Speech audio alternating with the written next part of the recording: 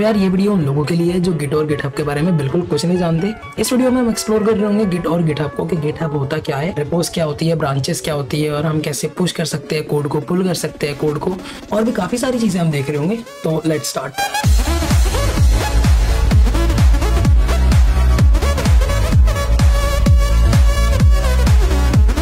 तो यार स्टार्ट करते हैं फिर हम गिट से कि ये गिट क्या है। बहुत सी बार स्कूल में, कॉलेजेस में तुमने सुना होगा गिट और गिटहब पे मैं कोड पुश कर रहा हूँ अपना, और मैं गिटहब का लिंक डाल देता हूँ अपने रिज्यूमे में। तो यार स्टार्ट करते हैं फिर ये गिट है क्या। गिट यार देखो अपने आप में तो कोई सॉफ्टवेयर या मान लो कोई वेबसाइट ऐसा तो कुछ नहीं है। गिट अपने आप में it's a kind of ledger. ये एक लेजर है जो हमारे चेंजेस को, हमारे कोड में जो हम चेंज करते रहते हैं उसको ट्रैक करता है। तुम लोग यार अपने कोड में जो भी चेंज कर रहे हो, फॉर एग्जाम्पल तुमने कोई वेरिएबल नेम चेंज कर दिया, तुम्हारा एक पूरा कोड है और तुमने कोई वेरिएबल नेम चेंज किया, या तुमने कोई एक्स्ट्रा राउट बना दिया, या मान लो तुमने, अगर तुम यूआई डिजाइनर हो तो तुमने कोई कंपोनेंट ऐड कर दिया, तो वो जो चीजें तुम अपडेट कर रहे हो, ऐड करते जा रहे हो, तो इस चीज की जो हिस्ट्री है, वो जो ट्रैकिंग हिस्ट्री है, वो ये गिट स्टोर करके रखता है। ये अपने आप में एक लेजर है, एक फाइल है। उस फाइल को भी हम देख रहे होंगे भी कि वो फाइल क्या होती है। उसका एक्सटेंशन होता है डॉट गिट। तो ये अपने आप में एक ऐसी फाइल है जो कि तुम जो अपने कोड में चेंजेस कर रहे होते हो उसको बस ये ट्रैक करता रहता है। एक और चीज मैं यार बता दूं कि गिट और गिटहब दोनों अलग अलग चीज है। गिट जो है वो एक वर्जन कंट्रोल सिस्टम है जो आपके सिस्टम में होता है, और गिट गिटहब के ऊपर काम करता है। ये दोनों बिल्कुल अलग चीजें हैं। इन दोनों चीजों में कंफ्यूज मत होना। गिट एक अलग चीज है और गिटहब एक अलग चीज है। गिटहब बेसिकली एक वेबसाइट है जिसमें हम अपना कोड सेव रखते हैं, ताकि हम फ्यूचर में अगर मान लो उसको डाउनलोड करना है उस कोड को, या हमें किसी को रेफरेंस देना है, या मान लो हमें उसमें मॉडिफिकेशंस करानी है, ओपन सोर्स कंट्रीब्यूशन भी करने होते हैं। तो वापस आता हूं पॉइंट पे, गिट और गिटहब बिल्कुल अलग चीज है। बिल्कुल भी कंफ्यूज नहीं होना इन दोनों टर्म्स। तो यार हम इस वीडियो में गिट की कमांड समझने वाले होंगे। कमांड्स जो होती है यार वो गिट की होती है, गिटहब की कमांड्स नहीं होती। तो यार फिर यहाँ पे मैंने खोल लिया गूगल क्रोम, और गूगल क्रोम पे जाके मैं लिखूंगा सबसे पहले डाउनलोड गिट। तो इससे क्या होगा कि जो हमारा गिट है हमें वो डाउनलोड करना पड़ेगा अपने सिस्टम के अंदर। तो तुम्हारे सिस्टम में जो भी ऑपरेटिंग सिस्टम है, वो मैक ओएस है, विंडोज है, या फिर लिनक्स यूनिक्स है, तुम उसके अकॉर्डिंग जो है वो डाउनलोड कर सकते हो।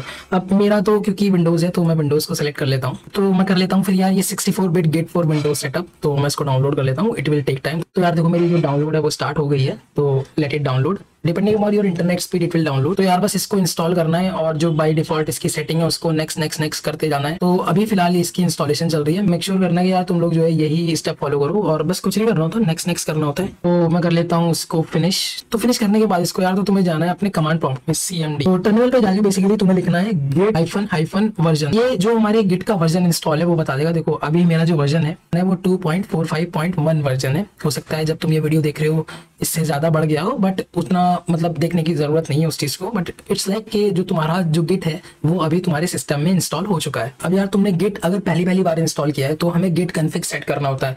गिट कन्फिग इसलिए सेट करना होता है ताकि अगर मान लो तुम कोड में कुछ चेंज कर रहे हो और सेम प्रोजेक्ट पे कोई दूसरा बंदा भी काम कर रहा है तो उसको पता चल जाए कि तुमने ये चेंज किया। तो चलो देखते हैं वो कैसे कर सकते हैं। तो यार नेम सेट करने के लिए बेसिकली ये कमांड होगी git config -global और user.name, और यहाँ पे डबल कोट्स के अंदर तुम अपना नाम दे सकते हो। जैसे मैं अपना नाम दे देता हूँ शारिक, लेट्स से मैंने शारिक दे दिया, और अब मैं एंटर करता हूँ। तो ये मेरी जो कॉन्फ़िग फाइल होती है गिट की, उसमें बेसिकली जो मेरा नाम है, यूजर का नाम है, वो शारिक सेव हो जाएगा। तो यार मेल के लिए भी तुम यही कर सकते हो कि मैं वापस से अप एरो से बेसिकली वही जो कमांड है सेम वापस लाने की कोशिश करूंगा, और user.name की जगह तुम कर सकते हो user.email। यहाँ पे ईमेल आईडी दे सकते हो। जैसे मैं यहाँ पे दे देता हूँ शारिक123, वैसे 123@gmail.com। वैसे ये मेरी रियल जीमेल आईडी नहीं है, बट स्टिल उप्स मैंने यहाँ गलती कर दी। यहाँ पे सेमीकोलन नहीं आएगा। This is like perfect email ID. तो यहाँ पे जब तुम लोग सेट करोगे तो एंटर करोगे तो ये हो जाएगा।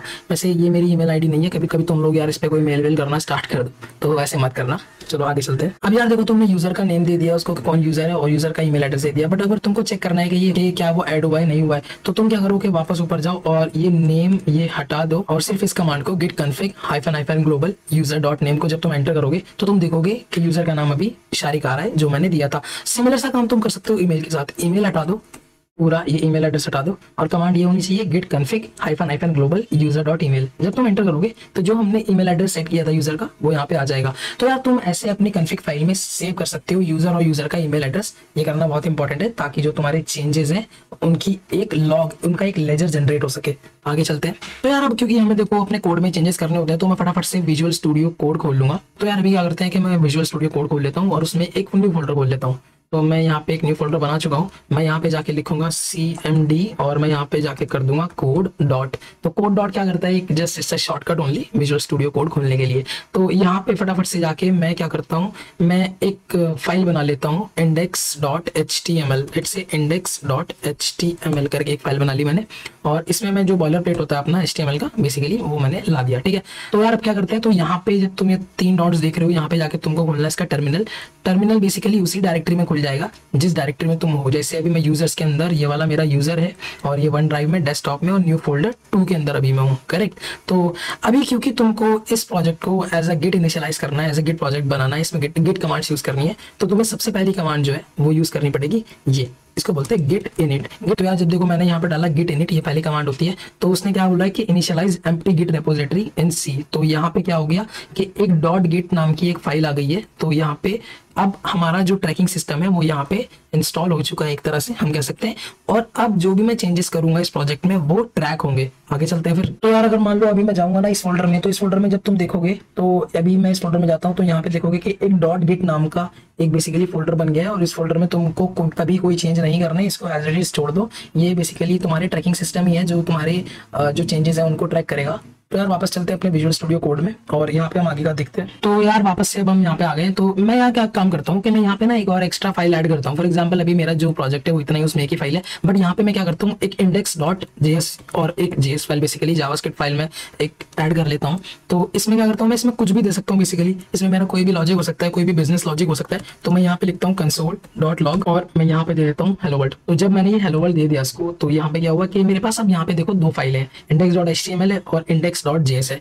इस JS में कुछ भी हो सकता है। अगर तुम चाहो तो यार तुम अपने हिसाब से कोई भी प्रोग्रामिंग लैंग्वेज में कोई भी फाइल बना सकते हो। ये प्रोग्रामिंग लैंग्वेज स्पेसिफिक गिट नहीं होता। तो बेसिकली बस मैंने इतना ही किया कि मैंने 2 फाइल ऐड कर दी हैं और अब मेरे पास 2 फाइल है। अब मैं यार दूसरी कमांड होती है, पहली कमांड कौन सी थी, गिट इनिट। गिट इनिट क्या था कि हमने इनिशियलाइज करना था गिट को इस प्रोजेक्ट के अंदर। दूसरी कमांड क्या होगी मेरी यार, गेट स्टेटस। गेट स्टेटस, तो गेट स्टेटस जब करोगे तो तुम देखोगे कि यहाँ पे ये बोल रहा है कि अनट्रैक्ड फाइल्स, बेसिकली जो 2 अनट्रैक्ड फाइल है कि index.html और index.js।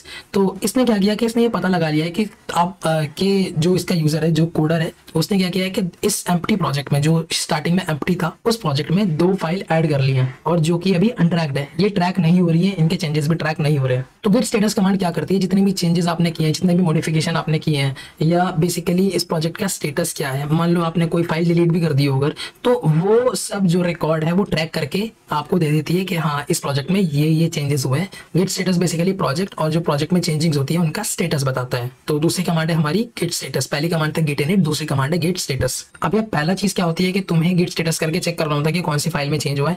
और यहाँ पे एक और कॉन्सेप्ट है, अभी एक ब्रांच का कॉन्सेप्ट भी आएगा, वो भी मैं आपको बताऊंगा। तो अब मैं क्या करता हूँ कि सबसे पहले मैं इन फाइल को ट्रैक कर लेता हूँ, बेसिकली ऐड कर लेता हूँ। तो क्योंकि ये कह रहा है देखो, तो यहाँ पे इसने कमांड भी दी हुई है गेट ऐड। तो मैं क्या करूंगा, गेट ऐड और उसके आगे उसने फाइल दिया हुआ है, तो फाइल का नाम, तो फाइल का नाम दे दूंगा index.html।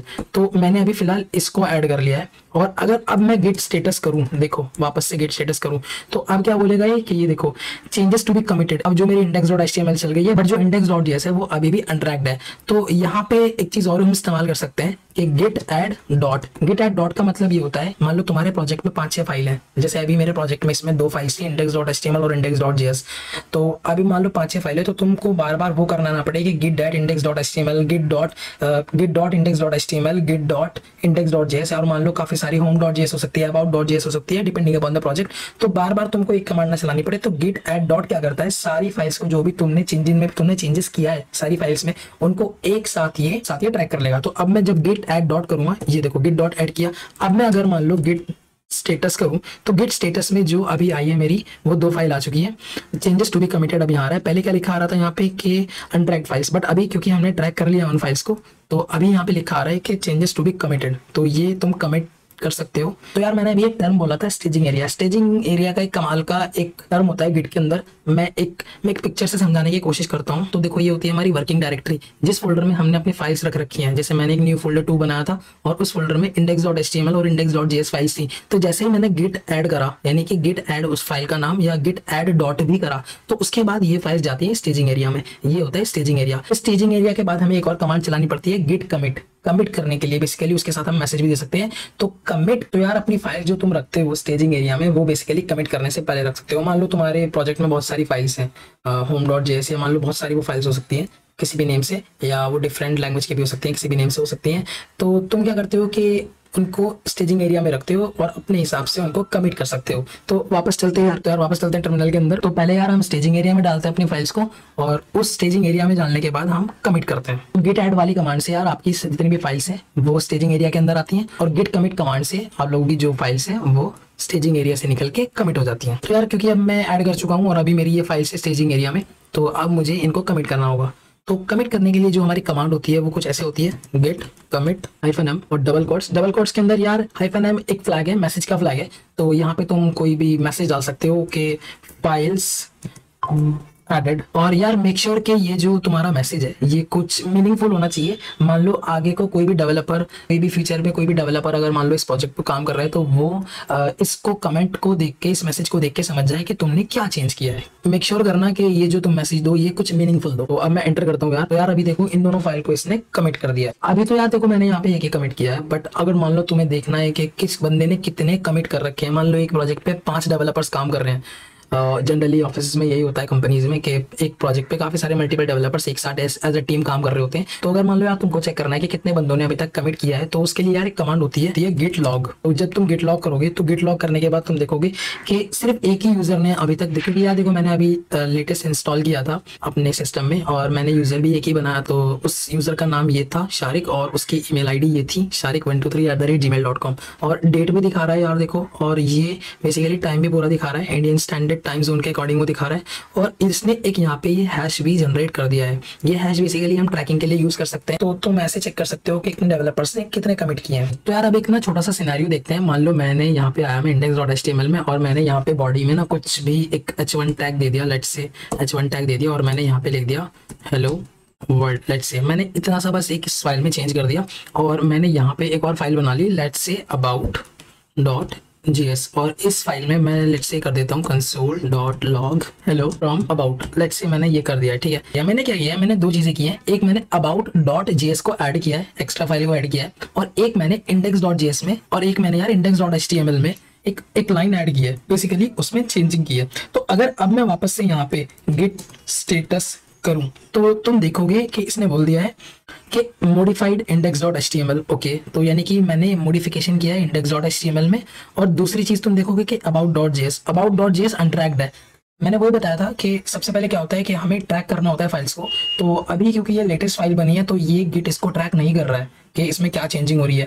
तो ठीक है, अभी तुम लोग समझ भी गए होंगे, थोड़ा थोड़ा समझ में आ रहा होगा कि हाउ इट्स वर्किंग। अभी वापस से क्या करूंगा मैं इसको, कि वापस से मैं गेट ऐड डॉट कर देता हूँ कि जितने भी मेरी चेंजेस हैं वो सारे अभी ट्रैक होने लग जाए। तो जैसे मैंने एंटर किया वो ये देखो, ये जितने भी चेंज है मेरे वो स्टेजिंग एरिया में पहुंच गए होंगे। अब मैं वापस से गेट स्टेटस करूँ अगर, तो गेट स्टेटस में देखोगे तुम कि चेंजेस टू बी कमिटेड में अभी आ गया है दोनों। तो अभी जो मुझे ये चेंज कमिट करने पड़ेंगे, तो क्योंकि देखो मैंने मॉडिफिकेशन किया था किसमें, index.html में, और न्यू फाइल जो ऐड की थी मैंने वो about.js थी। तो अब मैं क्या करता हूँ, एक मैं यहाँ पे git कमिट कर देता हूँ, git commit -m is again flag होता है मैसेज के लिए, मैं बता देता हूँ। तो मैं यहाँ पे एक मीनिंगफुल मैसेज लिख देता हूँ, added about.js and modified index.html। तो अब देखो मैंने जैसे एंटर किया तो यहाँ पे 2 फाइल्स चेंज हो गई है। तो यार देखो अभी यहाँ पे ये मॉडिफिकेशन हुआ है। और अगर मैं अब जाके यार गिट लॉग्स चेक करूँ, गिट लॉग, तो अभी यहाँ तुम देखोगे यहाँ पे मेरे 2 लॉग आ रहे हैं। एक वो मेरा पुराना वाला लॉग जब मैंने सिंपली ये मैसेज डाला था फाइल्स एडेड, और जब मैंने index.js और index.html को ऐड किया था। और थोड़ा सा ऊपर चलोगे तो यहाँ पे एक और लॉग जनरेट हुआ है। तो ये देखो गिट कमिट से, तो यार देखो ये गिट कमिट से ये एक और जो मैंने जस्ट अभी किया उसने टाइम फ्रेम भी बता दिया कि इस तारीख को इतने बजे ये बेसिकली चेंजेस हुए हैं। तो ये डायरेक्टली ऐड में हुए। तो यार ऐसे तुम लोग अपने ट्रैक कर सकते हो और ऐसे कर सकते हो कमिट। तो आई होप यार तुम्हें थोड़ा बहुत समझ में आया होगा गिट इनिट, गिट ऐड और गिट कमिट कमांड के बारे में। ये बेसिकली ये कमांड्स इसी सीक्वेंस में चलती हैं, इस चीज का ध्यान रखना। मान लो यार तुम किसी स्पेसिफिक लॉग में देखना चाहते हो कि इस पर्टिकुलर लॉग जब ये जनरेट हुआ, मान लो जब कमिट हुआ होगा तो क्या चेंजेस हुए होंगे। तो तुम क्या कर सकते हो कि इस पूरे हैश को, लेट्स से इस पूरे हैश को मैं कॉपी करता हूँ यहाँ से, Ctrl+C कर लेता हूँ मैं, और मैं फिलहाल यहाँ पे Q दबाता हूँ और मैं एक कमांड लिखता हूँ यहाँ पे गेट चेकआउट। और मैं कंट्रोल वी कर देता हूँ। जब मैं एंटर करूंगा तो यार मैं वापस से उसी चेंजेस पे आ चुका हूँ। तो देखो यहाँ पे क्या था कि यहाँ पे मेरी दो ही फाइल्स थी, index.js और जो कि जिसमें मैंने हेलो वर्ल्ड लिखा था इनिशियली, और एक थी index.html जिसमें मैंने बेसिकली कोई यहाँ पे h1 टैग नहीं दिया था। सो ऐसे यार तुम उस हैश को बेसिकली ट्रैक करके उस चेंज पे आ सकते हो। तो यार देखो भाई, अभी मैं ब्रांच का कॉन्सेप्ट पे आ रहा हूँ धीरे धीरे। तो ब्रांच अगर मैं यहाँ पे करूँ गेट ब्रांच, तो देखो यार गेट ब्रांच में बेसिकली क्या है, अभी हम मास्टर ब्रांच में है। ब्रांच को यार तुम एक तरह से ऐसे समझ सकते हो कि जैसे पेड़ होता है ना, पेड़, तो पेड़ का एक जो जड़ है that is like the main thing. तो जो मेन उसका जो ब्रेन है वो ब्रांच है, वो नीचे वाली जो नीचे वाली लेयर है। बाकी सब उसकी सब ब्रांचेस हो सकती है। जो पेड़ की एक पत्तियां होती है ना, वो बाकी सब ब्रांचेस हो सकती हैं। तो उनमें सेम क्वालिटीज ही रहती है जो एक पेड़ की होती है। सभी पत्तियों में ऑलमोस्ट सेम क्वालिटी रहती है, बट डिफरेंट डिफरेंट चेंजिंग के साथ। तो एक मास्टर ब्रांच होती है, मास्टर ब्रांच ही हमेशा प्रोडक्शन में जाती है। मास्टर ब्रांच में ही हमेशा जितने भी कोड आते हैं, फॉर एग्जांपल एक ब्रांच है, उसमें 5 फाइल्स है, उस ब्रांच को 5 डेवलपर्स ने ले लिया और डिफरेंट डिफरेंट अपने अपने फीचर पे काम करने लगे। मान लो किसी ने about.js बनाई, उसके बाद किसी ने index.js बनाई, उसके बाद किसी ने home.js, ठीक है, information.js बनाई। तो इस तरह से 5 डेवलपर्स अलग अलग लगे पड़े हैं। और वो कमिट जब करेंगे तो कमिट जब वो करेंगे वो मास्टर ब्रांच में ही जाके जुड़ेगा वो सारा कोड। और मास्टर ब्रांच ही जो है वो लोअर एनवायरनमेंट से हायर एनवायरनमेंट, प्रोडक्शन एनवायरनमेंट तक जाती है। सो मास्टर ब्रांच हमेशा इज लाइक समथिंग, जब आप कोड कर रहे होते हो, अब किसी ऑफिस में कर रहे होते हो या पर्सनल प्रोजेक्ट पे भी कर रहे होते हो, नॉर्मली गिटहब से उठा के, तो तुम हमेशा मास्टर ब्रांच को ही सबसे पहले क्लोन करते हो। उस कॉन्सेप्ट पे भी धीरे धीरे आएंगे, बट अभी फिलहाल थोड़ा सा कॉन्सेप्ट समझते हैं इसका कि ब्रांच। तो अभी जब तुम ये कमांड चलाते हो गिट ब्रांच, तो गिट ब्रांच क्या है, तुम्हारी जो करंट ब्रांच है उसका नाम दे देगी। जैसे अभी जो मेरी करंट ब्रांच है वो मास्टर ब्रांच है, तो इसने मुझे मास्टर ब्रांच दे दिया। तो यार देखो, जैसे मैंने अभी बताया कि हम एक ब्रांच से मल्टीपल ब्रांचेस बना सकते हैं और उन मल्टीपल ब्रांचेस में हम अपने फीचर पे काम कर सकते हैं। तो अभी हमने पहली कमांड देखी गिट ब्रांच, जिससे हमारी बेसिकली मास्टर ब्रांच शो हो रही है। तो अगर मान लो मुझे एक नई ब्रांच बनानी है तो उसके लिए कमांड है गेट ब्रांच, और मैं दूसरी बनाता हूँ गेट ब्रांच, और उसके बाद मैं ब्रांच का नाम दे देता हूँ गेट ब्रांच डेव। तो डेव का मतलब है यहाँ पे डेवलपर। तो मैंने एक और एक्स्ट्रा ब्रांच बना ली है जिसका नाम मैंने दे दिया है dev. Dev stands for developer. तो अभी अगर मैं करूँ गेट ब्रांच, वापस से गेट ब्रांच कमांड बेसिकली मेरी वही दे देती है कि कौन कौन सी ब्रांचेस मेरे पास हैं। तो अब मैं जब एंटर करूँगा तो तुम देखोगे कि यहाँ पे 2 ब्रांचेस आ रही हैं, एक डेव ब्रांच है और दूसरी है मास्टर ब्रांच। तो अब मैं क्या करूँगा कि मैं डायरेक्टली कभी भी काम मास्टर ब्रांच में स्टार्ट नहीं करूँगा, मैं हमेशा इस डेव ब्रांच में काम करूँगा और उसको उस मास्टर के साथ मर्ज करूँगा। तो ये कॉन्सेप्ट होता है और रियलिटी में भी यही हो रहा होता है। तो अब क्योंकि मुझे यार अभी जो मेरी ब्रांच है, करंट ब्रांच है, वो मास्टर है, तो अभी मुझे कौन सी ब्रांच में जाना है, डेव ब्रांच में जाना है। तो मैं कमांड लिखूंगा गेट चेकआउट डेव। तो जब मैं ये कमांड को लिखूंगा तो यहाँ पे देखो इसने बोल दिया है कि switch to dev branch. Switch to dev branch मतलब तुमने डेव ब्रांच पे स्विच कर लिया है। तो क्योंकि ये भी देखो यहाँ पे भी वो मेरी तीनों फाइल्स आ रही हैं और तीनों फाइल्स के आगे वही सिंबल आ रहा है, अनट्रैक्ट का और मॉडिफाइड का, और ये इसके आगे कुछ नहीं है। तो क्योंकि ये जो ब्रांच है डेव ब्रांच, वो बेसिकली इस मास्टर की कॉपी है। तो अब मुझे इस ब्रांच में इसमें बेसिकली ऐड करना है। अब अगर तुम यार यहाँ पे चेंजेस देखना चाहते हो तो मान लो यहाँ पे मैं एक और फाइल ऐड कर देता हूँ, लेट्स से info.js इस ब्रांच में, और यहाँ पे मैं लिख देता हूँ console.log और एक मैं हेलो फ्रॉम इन्फो। जब मैंने ये किया और जब मैंने इसको कंट्रोल एस से सेव किया, तो अभी मैं डेव ब्रांच में हूँ। और मैं अब जब मैं गेट स्टेटस करूंगा यार, गेट स्टेटस करूंगा, तो इसमें मेरी 2 फाइल्स एक्स्ट्रा आ रही हैं। तो मैं क्या करता हूँ, मैं यहाँ पे गेट ऐड डॉट कर देता हूँ। गेट ऐड डॉट जब मैं करूंगा यहाँ पे, तो ये देखो ये अभी बेसिकली स्टेजिंग एरिया में चली गई हैं। और जब मैं इनको गेट कमिट कर देता हूँ, गेट कमिट -m, और यहाँ पे मैं मैसेज लिख देता हूँ added info file, that's it. इतना मतलब क्रिस्पी कुछ देने की जरूरत नहीं है, इतना दिया। तो अभी तुम देखोगे कि जितनी भी मेरी फाइल है वो सारी कमिट हो गई हैं। अगर मैं अब दूसरी ब्रांच में जाऊँ अपनी गेट मास्टर ब्रांच में, गेट चेकआउट मास्टर, तो अभी तुम देखोगे कि मास्टर में जो मेरी फाइल है वो 3 ही फाइल है, about.js, index.html और index.js। लेकिन अगर यार मैं अपने वापस से अभी बेसिकली डेव ब्रांच में जाऊँ जहाँ पे मैंने मॉडिफिकेशन किया है, जहाँ पे मैंने कोड चेंज किया है, तो मैं वापस लिखूंगा गेट चेकआउट डेव। तो जब मैं डेव पे जाऊँगा, ध्यान से देखना लेफ्ट साइड में जहाँ पे फाइल शो हो रही है, कि यहाँ पे अब मैं इंटर मार रहा हूँ, जैसे इंटर मारूंगा तो वहाँ पे जो दूसरी वाली फाइल है वो आ गई है, क्योंकि मैंने जो चेंजिंग की थी, मैंने जो ऐड ऑफ फाइल किया था वो डेव ब्रांच में किया था। और हमेशा यही करते हैं, मास्टर ब्रांच को हम क्लोन करते हैं और कुछ कोई भी एक्स्ट्रा डेवलपमेंट फीचर की डेवलपमेंट स्टार्ट करने से पहले, और उस ब्रांच पे हम काम करते हैं हमेशा, और बाद में हम उसको मास्टर के साथ मर्ज करते हैं। So this is how it works. तो यार अब एक और कमांड आती है यहाँ पे कि तुम एक न्यू ब्रांच बनाओ और उसमें मूव भी हो जाओ। यहाँ पे अभी तक हम क्या कर रहे थे, गेट चेकआउट ब्रांच नेम से हम बेसिकली एक नई ब्रांच बना रहे थे।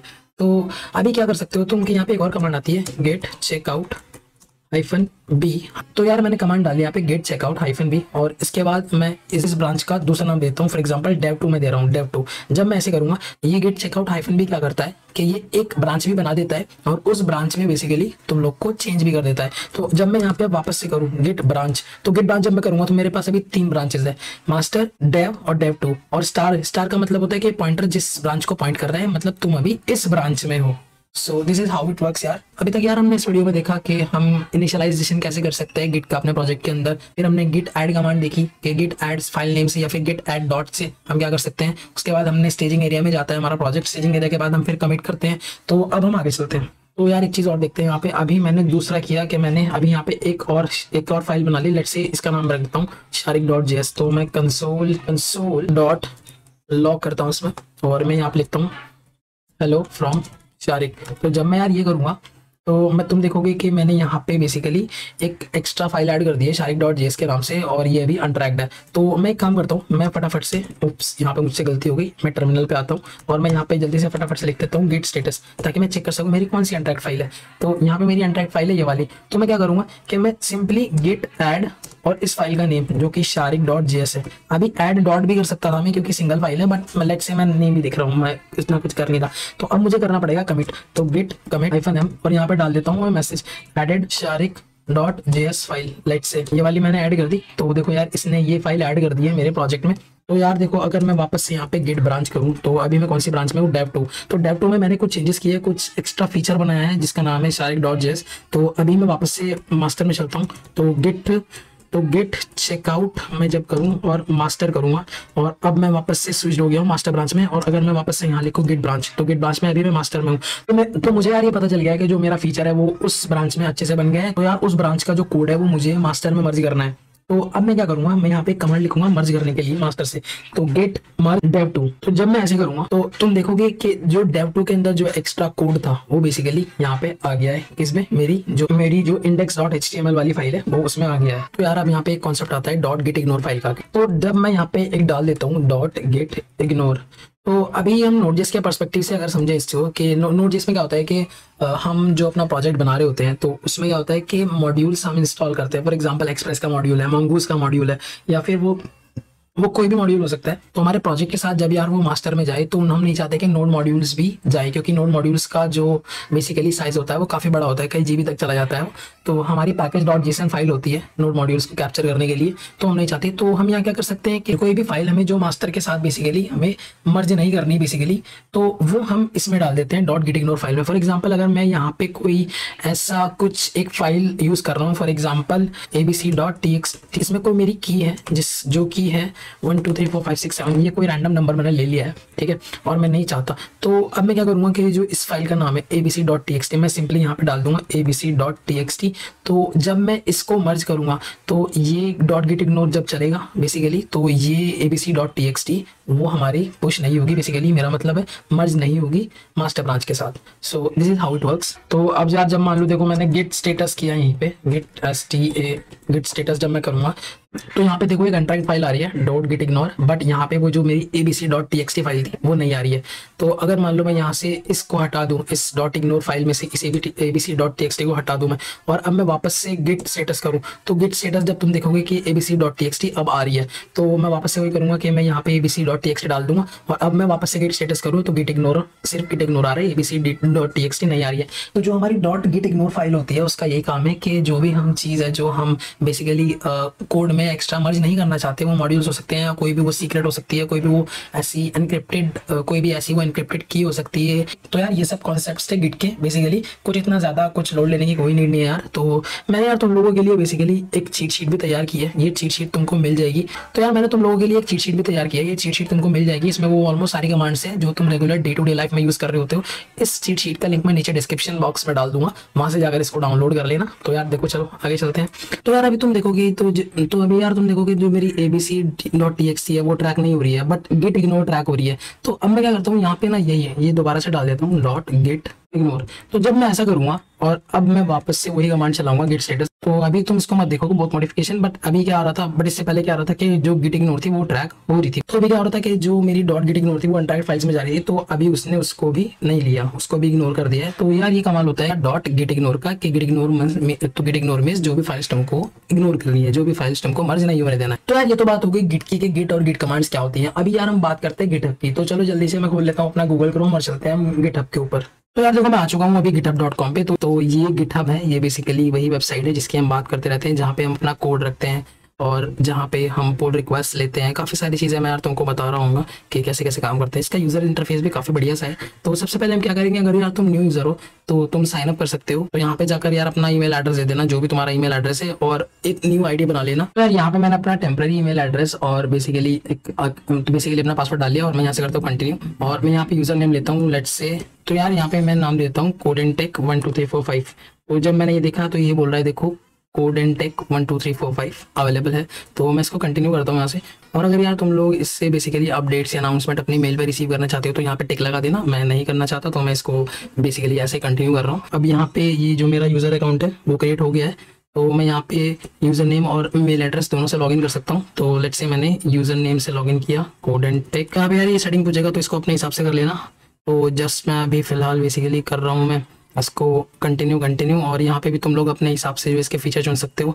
मैं फ़िलहाल इसको सिंपली कम्युनिटी कर रहा हूँ और मैं कम्युनिटी करके आगे बढ़ता हूँ। और जब मैं इसके आगे जाऊँगा तो ये प्राइसिंग भी बात कर रहा है। कुछ एक्स्ट्रा फीचर्स होते हैं यार यहाँ पे जो तुम प्राइसिंग करके पढ़ सकते हो। तो बट वो पेड होता है, $4 पर मंथ पर यूज़र के हिसाब से होता है वो। तो मैं फिलहाल कंटिन्यू फॉर फ्री कर रहा हूँ। तो जब तुम फर्स्ट टाइम गिटहब का अपना अकाउंट सेटअप कर लोगे तो तुम्हें इस तरह का कुछ यूजर इंटरफेस देखने को मिलेगा। तो यार यहाँ पे देखो, यहाँ पे तुम अपना होम पे इश्यूज हैं, पुल रिक्वेस्ट मतलब तुमने कोई प्रोजेक्ट बना रखा है ऑलरेडी और दूसरे बंदे ने उसको क्लोन करके उसमें मॉडिफाई किया, कुछ एक्स्ट्रा फीचर ऐड किया अपना, तो वो तुमसे उस मास्टर कोड में वो अपना एक्स्ट्रा फीचर मर्ज करने के लिए पुल रिक्वेस्ट मान सकता है। बाद में तुम लोग अपने हिसाब से उस कोड को देखो और वो परफेक्टली वर्क कर रहा है क्या, वो कोड सही है, तो तुम अपनी मास्टर ब्रांच में उसको बेसिकली ऐड कर सकते हो। So this is what it is. तो सबसे मेन चीज जो यहाँ पे आती है वो आती है जब तुम यहाँ पे जाओगे अपने यूजर प्रोफाइल में, और जब अपने प्रोफाइल पे जाओगे तो यहाँ पे काफी सारे ऑप्शंस देखने को मिलते हैं, status, your profile, add account, काफी सारे। तो मेन जो फिलहाल हमारा है जो मेन है वो हमारा रेपोजिटरी है। रेपोजिटरी में जब तुम लोग आओगे तो यहाँ पे अभी तक देखो, क्योंकि मेरा न्यू अकाउंट है तो मैंने कोई रेपोजिटरी नहीं बनाई है, तो अभी मैं फिलहाल एक न्यू रेपोजिटरी बना लेता हूँ। यहाँ पे रेपोजिटरी मतलब कि गिटहब एक प्लेटफॉर्म है अपना कोड को एक जगह, एक सेफ जगह रखने का। और रेपोजिटरीज ये कुछ नहीं होता यार, repository it's kind of folder only, कि तुम एक फोल्डर में, एक रेपोजिटरी मतलब एक फोल्डर होता है जिस फोल्डर में तुम एक पर्टिकुलर प्रोजेक्ट को रख सकते हो। जैसे फॉर एग्जांपल तुमने कोई चैटिंग एप्लीकेशन बनाई तो तुम एक रेपोजिटरी बना लो माई चैटिंग एप्लीकेशन के नाम से, या जो भी उस चैटिंग एप्लीकेशन का नाम है, और उस चैटिंग एप्लीकेशन की रेपोजिटरी में तुम अपना पूरा उसका कोड रख दो, तो ताकि वहां से जब तुम्हें फ्यूचर में उस कोड की जरूरत पड़े तो तुम वो वहां से बेसिकली उठा सको, बेसिकली वहां से तुम डाउनलोड करके उस पर काम कर सको। तो जब तुम यहाँ पे आओगे तो यहाँ पे तुमको एक ऑप्शन दिख रहा होगा न्यू का, न्यू पे जाओ, क्लिक करो और यहाँ पे तुम उस रेपोजिटरी का नाम दे दो। लेट्स से मैं एक चैटिंग एप्लीकेशन का एग्जांपल ही ले रहा हूँ, तो मैं यहाँ पे एक चैटिंग एप्लीकेशन रेपो बनाता हूँ, Bharat chat. Let's say Bharat chat नाम से मैंने एक रेपोजिटरी बना दी, और यहाँ पे मैं उसको पब्लिक भी कर सकता हूँ, प्राइवेट। पब्लिक अगर करूंगा तो जो भी मेरी प्रोफाइल पे आएगा गिटहब की उसको वो दिखेगी, बट अगर प्राइवेट करूंगा तो उसको नहीं शो होगी। रीडमी फाइल क्या होती है यार, कि जब तुम कोई अपना बेसिकली प्रोजेक्ट बनाते हो या प्रोजेक्ट गिटहब पे अपलोड करते हो, जब गिटहब पे अपलोड करते हो तो वो रीडमी एमडी फाइल बेसिकली उसमें तुम्हें उसके बारे में लिखना होता है, उस प्रोजेक्ट के बारे में कुछ टेक्स्ट देना होता है। तो यार मैं फिलहाल के लिए इसको भी ऐड कर देता हूँ, एक फाइल ऐड की मैंने। तो जब मैं क्रिएट रेपोजिटरी करूंगा तो यहाँ पे क्लिक करूंगा तो देखो इसने मेरे लिए एक रेपोजिटरी बना दी है। Create repository. और अगर मैं वापस अपने प्रोफाइल पे जाऊं, जहां पे मैं था, योर प्रोफाइल पे जाऊं, तो योर प्रोफाइल में सिर्फ अभी मेरी एक ही रेपोजिटरी है। और यहाँ पे एक कैलेंडर भी दिखा रहा है कि कैलेंडर में मैंने कितने कंट्रीब्यूशन किए हैं किसी प्रोजेक्ट में। और यहाँ से बेसिकली तुम अपनी प्रोफाइल सेट कर सकते हो। अभी फिलहाल के लिए यार मैं चलता हूँ इस रेपोजिटरी में, भारत चैट में। भारत चैट अभी एक रेपोजिटरी है। रेपोजिटरी मतलब कि एक सिंपल एक फोल्डर है जो हमारी गिटहब के अंदर अभी है। अभी इसके अंदर कोई कोड नहीं है, कुछ नहीं है। लेट्स से मैं यहाँ पे आता हूँ, मैं एक काम करता हूँ, मैं इसको यहाँ से क्लोन कर लेता हूँ। ये जब तुम यहाँ पे कोड पे जाओगे और यहाँ पे तुमको ये ये कॉपी यूआरएल टू क्लिपबोर्ड का ऑप्शन आएगा। इसको कॉपी करना है, वापस जाना है यहाँ पे, और लेट्स से मैंने यहाँ पे एक न्यू फोल्डर बनाया, उसका नाम रख देता हूँ मैं ऐप, लेट्स चैटिंग ऐप रख देता हूँ मैं। और मैं जब इसको खोलता हूँ, वापस से मैं इसको यहाँ पे जाऊँगा, CMD करूँगा, कंट्रोल D दबा के CMD जब मैं करता हूँ, और मैं यहाँ पे इसको अपने VS कोड में खोल लूँगा। तो जब मैं अपने VS कोड में खोलूँगा तो यार अभी देखो जब यहाँ पे मेरा VS कोड खुल गया, तो मैं यहाँ जाऊँगा टर्मिनल पे जाके मैं बेसिकली कंट्रस्ट फोल्डर एंड कंटिन्यू, मैं यहाँ पे एक कमांड टाइप करता हूँ। अगेन यहाँ पे गिटहब की कमांड आ जाती है। तो ओके, मैं उस फोल्डर में नहीं हूँ अभी। ओके, तो मैं इस फोल्डर में नहीं हूँ अभी, तो मैं यहाँ पे कोड डॉट करता हूँ, कोड स्लैश आ गया था। तो मैं अभी चैटिंग ऐप के अंदर हूँ, ठीक है। तो अब जब मैं यहाँ पे आऊँगा, मैं टर्मिनल पे जाऊँगा, न्यू टर्मिनल करूँगा, तो राइट नाउ मैं उसी डायरेक्टरी में हूँ जिसमें मुझे होना चाहिए, चैटिंग ऐप की। तो अब मैं यहाँ पे लिखूंगा गिट क्लोन, और मैं कंट्रोल V दबा के कर दूंगा उसका जो ये वाला URL हमने यहाँ से कॉपी किया था ना, कि यहाँ पे मैंने गिट क्लोन एक कमांड है। जैसे मैं इसको एंटर करूंगा तो देखो ये भारत चैट की जो रेपोजिटरी है ये ऐड होने लग गई। तो देखो यार मेरा चैट ऐप एक मैंने इस फोल्डर में बनाया था, और इस फोल्डर में मेरा वो भारत चैट नाम का जो मेरी रेपो थी वो आ गई है। और उस रेपो के अंदर एक रीडमी फाइल मैंने वहां पे डाली थी, याद है, मैंने टिक किया था, तो ये था। और एक डॉट गिट की भी फाइल आ गई है क्योंकि उसमें गिट इनिशियलाइज्ड है। मैं जब इसको CMD करके वापस से कोड डॉट में खोल लूंगा, कोड डॉट खोल लूंगा, ठीक है, तो वापस से वो विजुअल स्टूडियो कोड में खुल जाएगा। अब मैं यहाँ पे करता हूँ मॉडिफिकेशन, लेट्स से मॉडिफिकेशन में करता हूँ। मैं यहाँ पे लेट्स से एक बनाता हूँ app.js नाम की फाइल बनाता हूँ मैं, app.js नाम की फाइल। तो यार इस app.js में मैंने बेसिकली एक कोड लिखा, छोटा सा, कुछ नहीं है, सिंपल सा एक मैंने राउट बना दिया है, गेट राउट, और अपना सिंपल सा एक सर्वर बना दिया है एक्सप्रेस का, और एक बेसिकली मैंने यहाँ पे एक्सप्रेस को एक्वायर कर लिया है। और मैं यहाँ पे एक और फाइल बनाता हूँ, let's say node, let's say server.js यहाँ पे बनाता हूँ। सेम कोड मैं इसीलिए इसको भी देता हूँ। और एक मैं यहाँ पे बनाता हूँ chat.js, let's say same code में ऑलमोस्ट इसको भी दे सकता हूँ, इसको भी दे देता हूँ, ठीक है। तो ये बेसिकली मैंने 3 फाइल्स बना ली। मैंने क्या किया है कि मैंने वो रेपो डाउनलोड करी है गिटहब से, और मैंने उस रेपो के अंदर मॉडिफिकेशन कर दिया है। अब मैं टर्मिनल खोलता हूँ यहाँ पे। जब मैं टर्मिनल खोलता हूँ वहाँ पे, टर्मिनल खोलने से पहले मैं तुम्हें दिखाना चाहूंगा कि अभी तक जो मेरी भारत चैट है वो बेसिकली ये, इसमें कुछ नहीं है, कोई इसमें ये app.js भी नहीं है, server.js भी नहीं है। मैं वापस जाता हूँ यहाँ पे, और जब मैं वापस जाऊंगा यहाँ पे तो मैं यहाँ पे करता हूँ गेट ब्रांच। जब मैं गिट ब्रांच करूंगा यहाँ पे, तो अभी देखो मेरी मेन ब्रांच है। ये कौन सी मेन ब्रांच है? जब तुम गिटहब पे जाओगे तो देखो यार अभी मेरी, जब मैं गिट ब्रांच किया तो मेरी यहाँ मेन ब्रांच है। तो जब तुम गिटहब पे जाओगे तो यहाँ पे देखना, तो यहाँ पे जब तुम देखोगे तो ये मेन ब्रांच है। मेन ब्रांच बेसिकली हम यहाँ पे मास्टर ब्रांच को कह रहे हैं कि मैं गिट स्टेटस करता हूँ। तो मेरी एंट्राइड फाइल बेसिकली अभी server.js, chat.js और app.js है। तो अब मुझे क्या करना है, मुझे इनको स्टेजिंग एरिया में लेके जाना है। तो स्टेजिंग एरिया के लिए मैं या तो गिट ऐड फाइल का नाम कर सकता हूँ, या फिर मुझे क्योंकि तीनों को लेके जाना है तो मैं गिट ऐड और स्पेस डॉट जब मैं एंटर करूंगा तो देखो ये अभी स्टेजिंग एरिया में चली गई है। तो अब मैं वापस इसको अगर गिट स्टेटस करूं तो गिट स्टेटस में तुम देखोगे कि चेंजेस टू बी कमिटेड में अब आ गया है। ये तीनों चीजें, ये तीनों files basically changes to be committed में आ गई हैं। तो अगर अब मैं यहाँ पे गिट कमिट -m और मैं यहाँ पे डाल दूं added app chat server JS files, ये जब मैं करूंगा तो जब मैं एंटर मारता हूँ तो देखो मेरी जो अब बेसिकली तीनों फाइल्स हैं जो मेरी अभी स्टेजिंग एरिया में थी वो कमिट हो चुकी है, ठीक है। तो अभी जब मैं गेट स्टेटस करूंगा तो तुम देखोगे अभी यहाँ पे 3 ट्री दिखा रहा है मेरा, क्योंकि अभी वो कमिट हो चुकी है। अब कमिट करने के बाद हमें क्या करना है, यहाँ पे एक फाइनल कमांड आती है। अभी जब देखोगे तुम, मैं वापस अगर मान लो अपना क्रोम खोलूं तो मैं इसको रिफ्रेश करता हूँ तो अभी तक कुछ भी, कोई भी मेरा यहाँ पे कोड नहीं है, कोई भी नहीं आया। अब मैं यहाँ पे एक कमांड लिखता हूँ गेट पुश ओरिजिन मेन। तो यार देखो मेरी जो फाइल्स हैं वो बेसिकली अभी आ चुकी है मेरे इस कोड में। तो ऐसे यार हम basically git push origin main command का यूज करके हम अपना कोड पुश कर सकते हैं गिटहब पे। अगर यार तुम्हें इस कोर्स का पूरा एक कंप्लीट ट्यूटोरियल चाहिए तो नीचे कमेंट सेक्शन में यार कमेंट कर देना, मैं वो भी बना दूंगा। आई होप बट तुमको इससे थोड़ा बहुत आइडिया लगा होगा कि what is git and what is GitHub. तो यार चलो फिर मिलते हैं किसी और वीडियो में, तब तक के लिए बाय बाय।